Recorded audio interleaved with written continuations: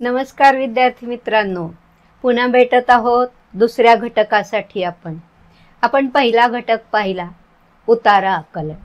शिष्यवृत्ती परीक्षेसाठी तुमची तयारी सुरू आहे। पूर्वतयारी तर नक्कीच झाली आहे, मानसिक तयारी झालेली आहे। उतारा आकलनामध्ये आपण पाहिलं होतं की त्याच्यावर 3 प्रश्न विचारले जातात। उतारा वाचून त्यावरच्या प्रश्नांची उत्तरं द्यायची असतात। आता आपण आकलन या संदर्भातलाच दुसरा घटक पाहत आहोत की त्याचं नाव आहे कविता आकलन।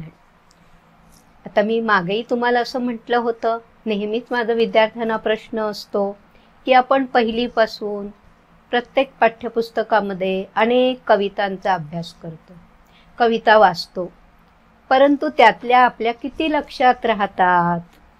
पहिली, दुसरी, तिसरी असं 7वी पर्यंत 7वी पर्यंत आपल्या अनेक कविता आपण पाहिलेल्या आहेत। पण आज जर विचारलं की काय रे मुलांनो, एक कविता मला म्हणून दाखवता का? मग ती 7वीतली असेल, 4थीतली असेल, तर आपली लगेच तयारी नसते। नक्की ना?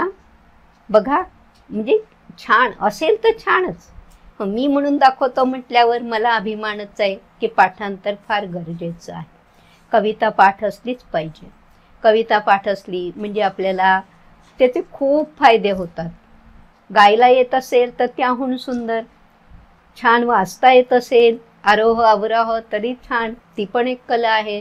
काव्यवाचनाचे कार्यक्रम केले जातात, काव्य गायन केलं जातं, कवितांचा उपयोग भाषणामध्ये होतो, भाषण प्रभावी होतं, निबंधात करता येतो, निबंध आपला परिणामकारक होऊ शकतो, पण त्यासाठी पाठांतर मात्र आपलं आवश्यक आहे। आता हा कवितेचा आणखी एक भाग झाला की ज्यातनं आपल्याला आनंद सुद्धा मिळतो, शिवाय कविता आपल्यावर संस्कार सुद्धा करतात। खूप छान छान कविता असतात ज्या आपल्याला काहीतरी शिकवून जातात। मोरोपंतांसारखे कवी म्हणतात, सुसंगती सदा घडो, सुजन वाक्य कानी पडो, कलंकमतीचा धडो, विषय सर्वथा नावडो। काही कविता निसर्ग वर्णनपर असतात, काही कविता तुम्हाला शिकवणाऱ्या असतात। रामदास स्वामींनी तर अख्खे मनाचे श्लोक हे पद्यामध्ये लिहिलेले आहेत। मना सज्जना भक्तिपंथे चितू जावे। तुकारामाचे अभंग आहेत, अभंगही कविता या सदरामध्ये येतात। तर अशा प्रकारे कविता आकलन हे फार गरजेचं आहे। उतारा वाचून सोपा असतो थोडा कवितेपेक्षा तुलनात्मक, त्याला गद्य असं म्हणतात। कवितेला पद्य असंही म्हटलं जातं, ज्यामध्ये थोडा ताल असतो, लय असते, कवितेला चाल लावता येते, किंवा मुक्त छंदातली कविता ती तुम्हाला तालासुरात अशी छान वाचता येते। मग उतारा हा सरळ सलग गद्यात असल्यामुळे उत्तर शोधायला थोडं सोपं असू शकतं। आणि कवितेचं आकलन म्हटल्यानंतर थोडं रीड बिटवीन लाईन्स हा प्रकार आपल्याला समजून घ्यावा लागतो। आता तुम्ही 8वीत आलेला आहात, 5वीची तुम्हाला बऱ्यापैकी अनुभूती आहे, तो अनुभव गाठीशी आहे। त्यानंतर 6वी 7वीत तुम्ही काही कवितांचा अभ्यास केलेला आहे। मी तुम्हाला सांगितलं होतं की आकलन क्षेत्रामध्ये उतारा, कविता, सुसंगत परिच्छेद आणि संवाद या 4 पैकी कोणत्याही 2 घटकावर आपल्याला 6 प्रश्न विचारले जातात। म्हणजे 12 गुणांसाठी हा आकलनाचा भाग आहे। तर समजून घेणं, तो भावार्थ लक्षात घेणं आणि त्या पद्धतीने उत्तरं शोधणं हे फार गरजेचं आहे। कविता मी आधी वाचून दाखवते, त्याचा भावार्थ आपण समजून घेऊ सगळा शब्दाशब्दांचा। कवितेच्या ओळीमध्ये काय भावार्थ दडला आहे तोही बघूया, आणि मग या कवितेवर कोणत्या प्रकारचे प्रश्न विचारले गेलेले आहेत आणि त्याची उत्तरं कशी शोधायची हा आपण आता अभ्यास करूया, बघूया। ऐका तर मग कविता मी फळ्यावर लिहिलेली आहे। सुंदर किती पहाट घालुनी केशर सडे शिंपली, पूर्व दिशेची वाट, सुंदर किती पहाट। सुंदर किती पहाट घालुनी केशर सडे शिंपली, पूर्व दिशेची वाट। लाल गुलाबी उडे धुराळा, त्यात मिसळता प्रकाश पिवळा, सूर्याचा रथ चढूनी आला, आभाळाचा घाट, सुंदर किती पहाट. लाल गुलाबी उडे दुराळा, त्यात मिसळता प्रकाश पिवळा. सूर्याचा रथ चढुनी आला, आभाळाचा घाट. सुंदर किती पहाट. कवी पुढे काय म्हणतोय बघा. पक्षी सारे उंच उडाले, मंजुळ गाणी गाऊ लागले. पक्षी सारे उंच उडाले, मंजुळ गाणी गाऊ लागले. रविराजाची कीर्ती गाती, गोड गळ्याचे भाट.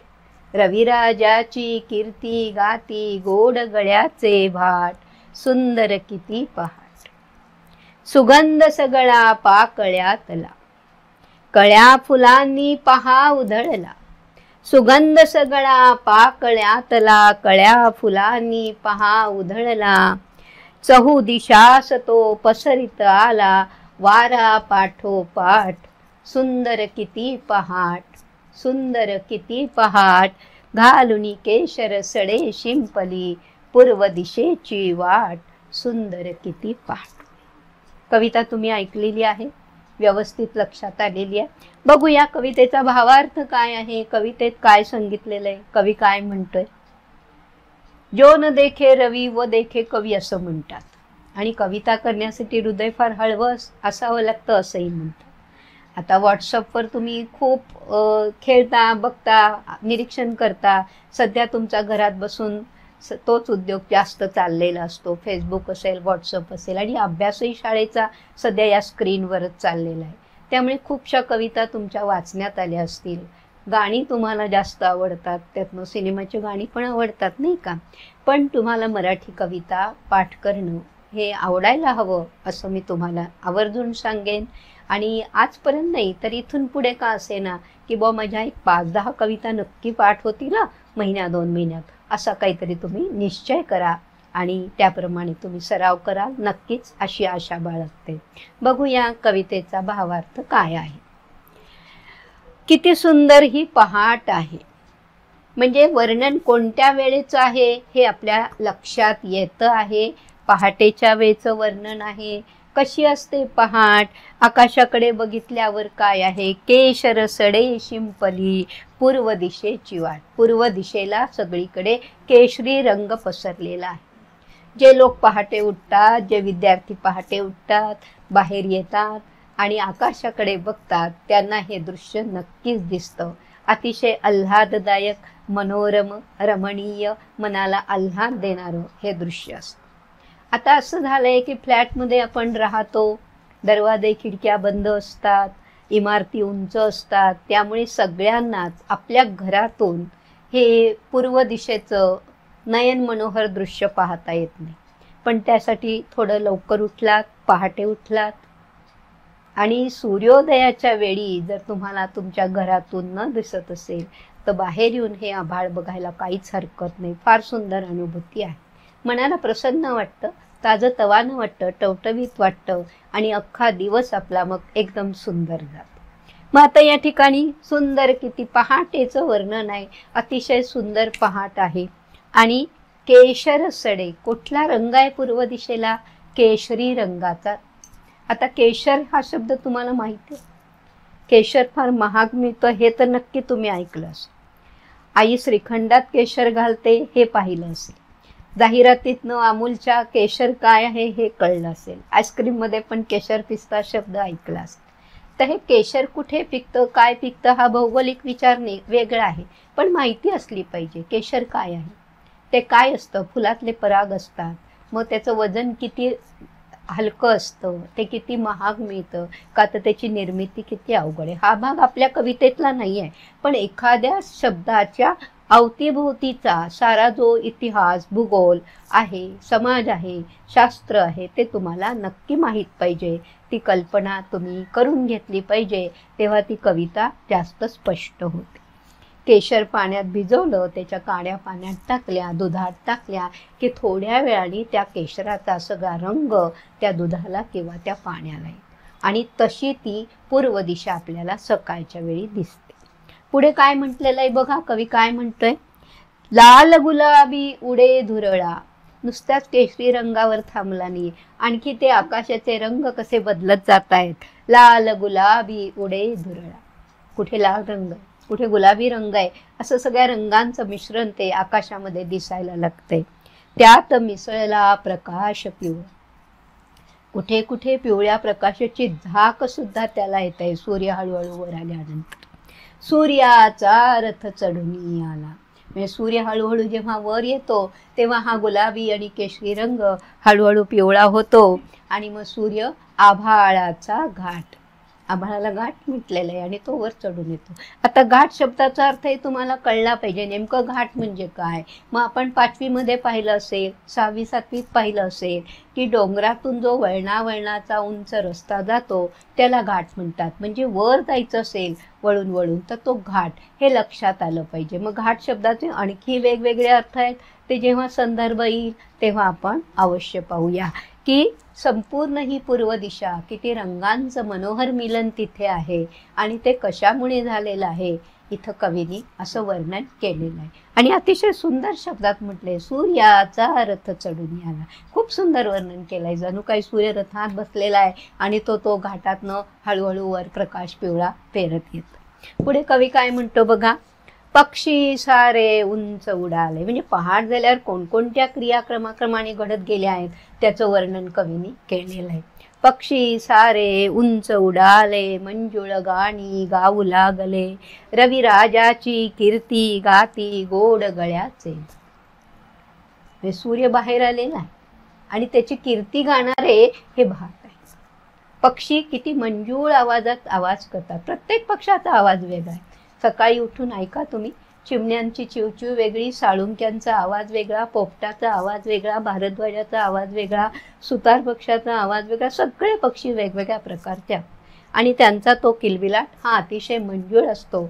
पहाट होतात सगळे पक्षी ह्या सूर्याच्या बरोबर उठतात आणि गीत गाऊ लागतात. त्याला कवीने काय म्हटलेलं आहे की जणू काही ते रविराजाची कीर्ती गात आहेत, त्या रविराजाची स्तुती करत आहेत, त्याचा मोठेपणा त्याची थोरवी आपल्याला सांगत आहेत. आणि अशी जे थोरवी सांगतात आणि जे स्तुती करतात त्यांना भाट म्हणतात. हे आपल्या लक्षात आलं पाहिजे. शब्दाचे अर्थ कवितेमध्ये वाचताना लक्षात आले म्हणजे आपल्याला प्रश्नांची उत्तरं अतिशय व्यवस्थित देता येतात. सुगंध सगळा पाकळ्यातला, कसं छान छान चित्र अशी दाखवली आहेत. एक चित्र सूर्याचा रथ वर आलेला आहे, दुसरं चित्र पक्ष्यांच्या गाण्याबद्दलचं आहे. सुगंध सगळा पाकळ्यातला, कळ्या फुलांनी पहा उधळला, चहुदिशास तो पसरित आला, वारा पाठोपाठ. आणि सगळीकडे एक सुगंध पसरलेला आहे.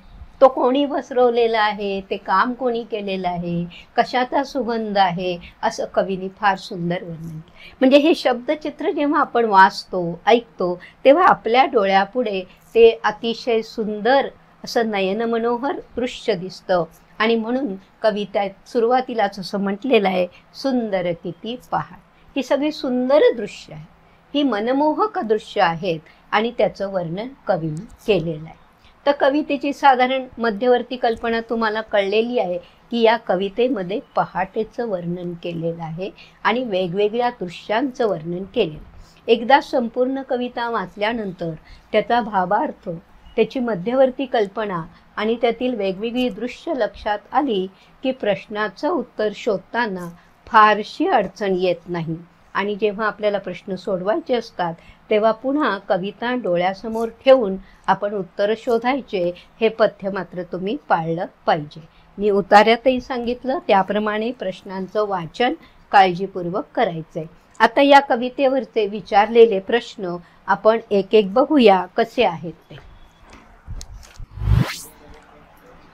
पहिला प्रश्न आपण पाहतो, कवितेत वर्णन केलेली वेळ कोणती आहे? रात्र, दुपार, संध्याकाळ आणि उषक्काळ. आणि कवितेचा भावार्थ सांगितलेला आहे मी की सूर्य उगवतो आहे, पूर्व दिशा लाल झालेली आहे, म्हणजे आपल्याला नक्की माहिती आहे की ही वेळ सकाळची आहे, पहाटेची आहे. पहाट शब्द आपल्या कवितेमध्ये आलेला आहे, परंतु पर्यायामध्ये कुठेही पहाट शब्द नाही आहे, कुठेही सकाळ शब्द सुद्धा नाही आहे. म्हणजे मग ही रात्र नाही आहे, दुपार नाही आहे, संध्याकाळ नाही आहे, तर मग आपला पर्याय येतो की उषक काल हा पर्याय बरोबर आहे, कारण पहाटेसाठी हा समानार्थी शब्द आहे. म्हणजे कवितेमधलं उत्तर शोधताना कवितेतल्या शब्दाला प्रतिशब्द काय आहेत ते सुद्धा आपल्या लक्षात आलं पाहिजे. आता उषक काल आणि पहाट म्हणजे सूर्योदयाची वेळ आलं लक्षामध्ये. म्हणजे पहिला प्रश्न इतका सुंदर आणि सोपा आपल्याला लगेच ओळखता आला पाहिजे. पण त्यासाठी आपल्याला शब्दांसाठी प्रतिशब्द काय आहेत, समानार्थी शब्द काय आहेत ते सगळे लक्षात आले पाहिजे. ज्यावेळी पुढच्या घटकांचा अभ्यास कराल तेव्हा ही शब्दसंपत्ती तुमची नक्कीच चांगली वाढणार आहे. आणि त्यासाठी तुम्ही रोजचा सराव केला, रोज नवीन शब्दांचा संग्रह केला, त्याचे अर्थ समजून घेतले तरी काही हरकत नाही. त्यासाठी पुढे बघायची वाट नाही बघायची, प्रतीक्षा नाही करायची, चांगल्या गोष्टीला लगेच सुरुवात करायची. आता आपण दुसरा प्रश्न पाहूया काय विचारलेला आहे. पक्षी कोणाचे गुणगान करीत आहेत?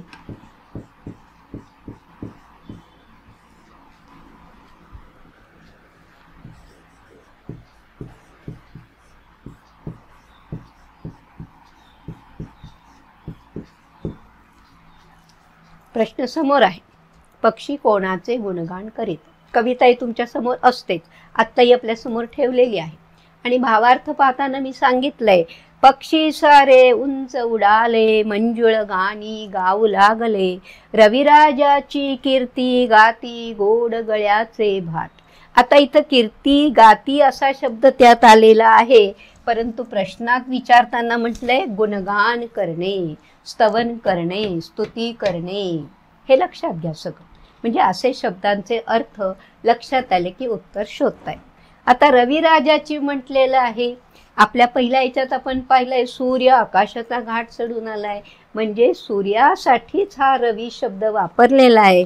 तेव्हा आपल्या लक्षात आलं पाहिजे. बघूया की पहिला पर्याय काय दिलेला आहे, दुसरा पर्याय काय दिलेला आहे. ईश्वराचे. दुसरा पर्याय दिलेला आहे पहाटेचे. तिसरा पर्याय दिलेला आहे रंगांचे. आणि चौथा पर्याय दिलेला आहे मित्राचे.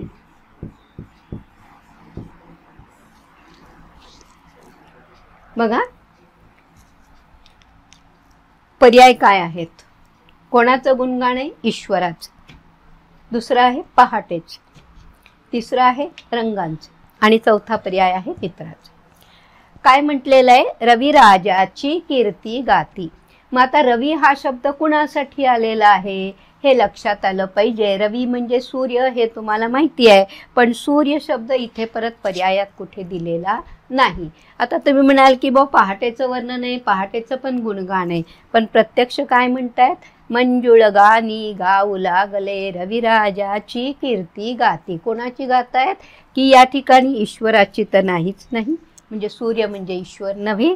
या ठिकाणी त्याला त्याच्यासाठी जो प्रतिशब्द वापरला आहे सूर्यासाठी तो आहे रवी. मग देव ईश्वर असं इथे म्हटलेलं नाही. सूर्य जरी ईश्वर असला तरी या ठिकाणी ते उत्तर अजिबात आपल्याला अपेक्षित नाही आहे. पहाटेचे वर्णन गुणगान करत नाही आहे, रंगांचे गुणगान करत नाही आहे. सकाळचे वेगवेगळे रंग आहेत, पण मात्र मित्र. मग मित्र कुणाला म्हटलेलं आहे? सूर्याला. सूर्याची अनेक नावे आहेत, त्यापैकी मित्र हे सूर्याचं नाव आहे, रवी हे सूर्याचं नाव आहे, भानू सूर्याचं नाव आहे. सूर्याचे अनेक प्रतिशब्द आहेत आणि ते आपल्याला लक्षात आले पाहिजे. आता आपण तिसऱ्या प्रश्नाकडे जाऊया, मग आपल्या लक्षात येईल की तिसरा प्रश्न काय विचारलेला आहे. वाऱ्याने कोणते काम केले आहे?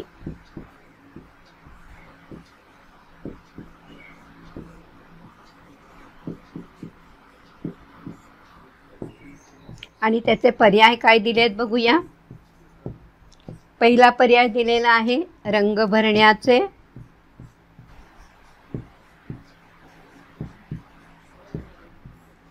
दुसरा पर्याय दिलेला आहे सडे शिंपण्याचे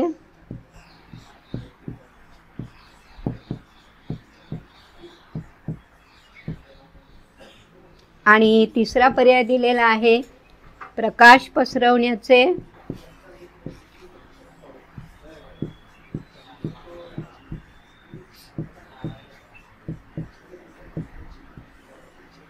आणि चौथा पर्याय दिलेला आहे सुवास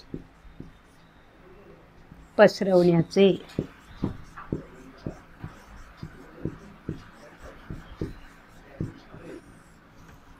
चारी पर्याय तुमच्या समोर आहेत आणि नेहमी आपण बघतो उत्तर शोधताना पुन्हा आपण त्या कडव्याकडे जातो, त्या कडव्यात काय म्हटलेलं आहे ते बघतो। सुगंध सगळा पाकळ्यातला कळ्या फुलांनी पहा उधळला, चहुदिशास तो पसरित आला वारा पाठोपाठ। इथे सुगंध पण आहे आणि वारा पण आहे, म्हणजे आपल्याला वारा शब्दासाठी आपण ते कडवं पाहिलेलं आहे, वाऱ्याने कोणतं काम केलेलं आहे। तर वाऱ्याने काय केलेलं आहे, कळ्या फुलांचा जो सुगंध आहे तो सगळीकडे पसरवण्याचं काम वाऱ्याने केलंय। त्याच्यातनं आपल्याला लगेच आपल्या प्रश्नाचं उत्तर सापडतं।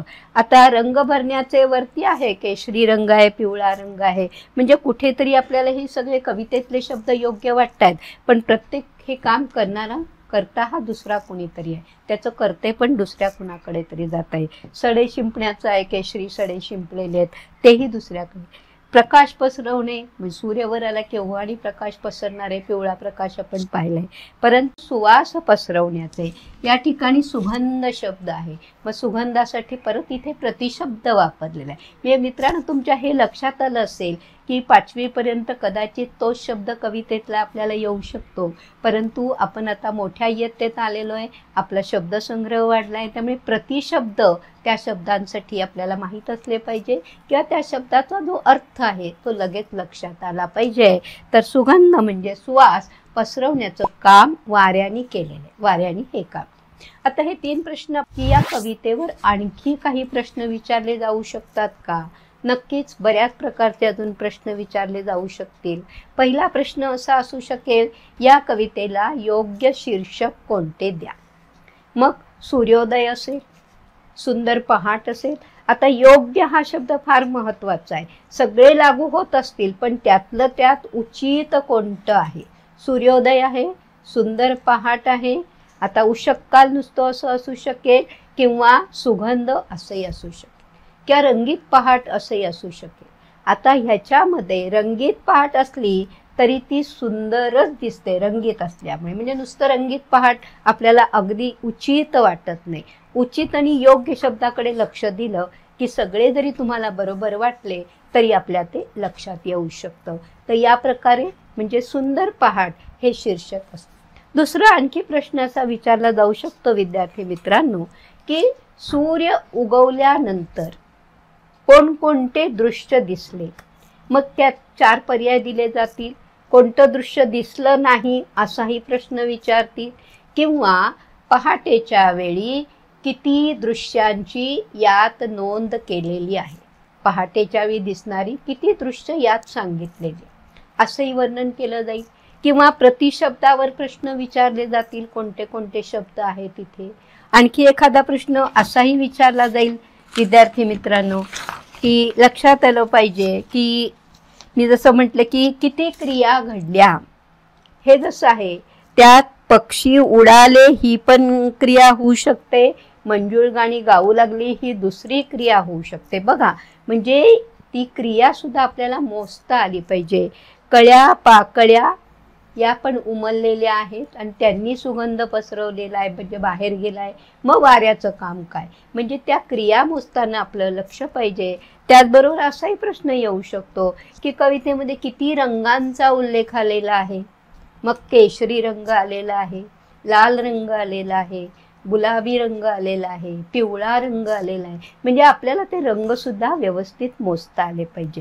की एखादा जेव्हा प्रश्न क्लिष्ट असतो तेव्हा कवितेचा थोडा चिकित्सक अभ्यास ज्याला मोजणी म्हणतात ते आपल्याला करता आली पाहिजे। कवितेच्या सुंदरतेचा आस्वाद घेता घेताच कवितेची अशा प्रकारे पूर्ण बारकाव्याने वेगवेगळ्या ओळींचं, शब्दांचं असं विलगीकरण करून त्यांचा काय म्हणता येईल जास्त गुंता मोकळा करून आपल्याला प्रश्नांची उत्तरं ही शोधता आली पाहिजे. कवितेचा आनंद घेताना ती आपण सलग वाचायची, परंतु कवितेच्या प्रश्नांची उत्तरं शोधताना पूर्ण ती कविता अशी धागे त्याचे बाजूला करून आपल्याला प्रश्नांची उत्तरं शोधायची असतात. तेव्हा विद्यार्थी मित्रांनो, तुमच्या हे चांगलंच लक्षात आलं असेल की कवितेचे प्रश्न जेव्हा आपण सोडवतो तेव्हा प्रतिशब्द माहीत असले पाहिजे, कवितेमधली आपल्याला मोजणी करता आली पाहिजे, भाट कशाला म्हणतात, रंगांचे काय प्रकार आहेत, कोणते रंग कवितेत उल्लेख केलेले आहेत, कोणत्या आणि किती दृश्यांचा उल्लेख केलेला आहे, या एका कवितेवरनं मी एवढं तुम्हाला सांगितलेलं आहे. तर जेव्हा तुम्ही अशा प्रकारच्या अनेक कविता वाचा तुमच्या पाठ्यपुस्तकातल्या, त्यातल्या प्रश्नांची उत्तरं शोधा. तुम्हाला असा एखादा बहुपर्यायी प्रश्न तयार करता येतो का, की दुसऱ्याला प्रश्न पडला पाहिजे कोणत्यावर अचूक पर्याय आहे, म्हणजे तुमचा कवितेचा अभ्यास निश्चित चांगला होऊ शकतो. आता तुम्ही या कवितेप्रमाणे अनेक कविता मिळवा, वाचा, पहिले प्रश्न सोडवा. आता ते गरजेचं आहे. आणि जेव्हा वेळ मिळेल, फावला वेळ अर्थात खूप असतो तुम्हाला, पण तुम्ही म्हणता वेळच नाही, तर कविता अवश्य पाठ करा. हा माझा तुम्हाला आजच्या दिवशी संदेश आहे असं समजा. हवं तर कविता खूप वेळा, समजा एखाद्या प्रश्नाचं उत्तर नाही आलं आत्ता तूर्त, काही हरकत नाही, पण ती कविता तुम्ही पाठ म्हणताय ना, तेव्हा आपली मान ताठ होते. कविता कळली की उत्तर नक्की देता येतं, उत्तर मार्गदर्शन घेऊन देता येईल. पालकांना विचारा, आईबाबांना विचारा, पण कविता पाठ करणं हे मात्र तुमचं काम आहे. उत्तरं शोधण्यासाठी आईबाबा, गुरुजी मदत करतील. काही अडलं तर त्या शंका लिहून ठेवा. आवडलेल्या कविता निश्चित पाठ करा आणि त्यांच्या कवी कोणाच्या कोणत्या कविता आहेत हाही अभ्यास तुम्ही करा, कारण पुढे आपल्याला त्याची गरज पडणार. तेव्हा धन्यवाद. खूप छान अभ्यास करा. शुभेच्छा आहेतच.